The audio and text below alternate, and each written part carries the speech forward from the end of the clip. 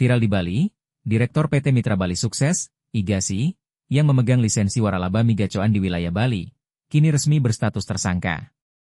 Ia dipolisikan atas dugaan pelanggaran hak cipta lagu oleh Polda Bali. Pelapor kasus ini adalah Sentra Lisensi Musik Indonesia atau SELMI, salah satu lembaga manajemen kolektif yang mengelola royalti lagu di Indonesia. SELMI menuding pihak migacoan tidak membayar royalti lagu yang digunakan di outlet-outlet restoran mereka. Hal ini menuai perhatian dari berbagai kalangan. Salah satunya datang dari advokat sekaligus praktisi hukum, Dr. Togar Situmorang, yang ikut memberikan pendapatnya terkait hal ini. Selengkapnya, simak pernyataan lengkap Dr. Togar Situmorang dalam video berikut ini. Hora Shalom, wow, saya advokat Dr. Togar Situmorang di kesempatan hari ini, yaitu di hari Selasa ya, itu ada berita menarik terkait penetapan tersangka Direktur Migacoan Bali terkait royalti. Waduh, saya sangat prihatin kalau memang seperti demikian. Karena di sini dituliskan bahwa Direktur Migacoan itu Direktur PT Mitra Bali Sukses yang inisialnya IGASI dan telah ditetapkan sebagai tersangka karena adanya dugaan pelanggaran undang-undang hak cipta di mana ia tidak membayar royalti terkait penggunaan lagu atau musik yang diputar di outletnya Migacoan yang ada di seluruh Pulau Bali. Dan di dalam perhitungan nilai kerugian itu yang bisa disampaikan adalah terkait tarif royalti karena ada rumus yang dihitung melalui jumlah kursi dalam satu outlet.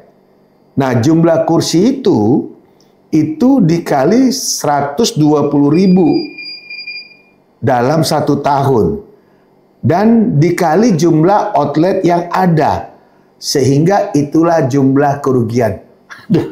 Saya nggak habis pikir kalau seperti demikian, karena kalau kita melihat terkait pidana harus pasti kapan peristiwa itu terjadi, lalu siapa yang melakukan pidana tersebut, dan lantas nilai kerugiannya itu harus pasti, bukan secara akumulatif, bukan secara tafsir.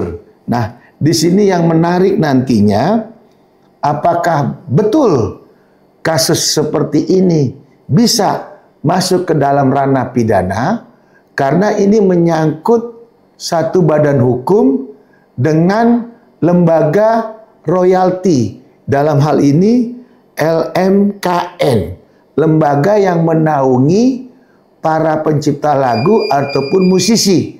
Nah, ini yang menarik.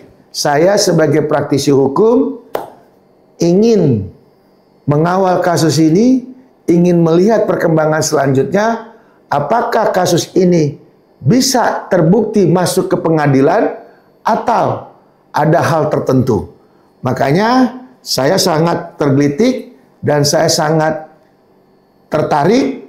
Semoga ini bukan menjadi awal untuk ke depan dalam hal iklim investasi. Karena kenapa? Siapa yang mau usaha kalau tiba-tiba ada laporan dan ditetapkan tersangka? Ini kan menakutkan.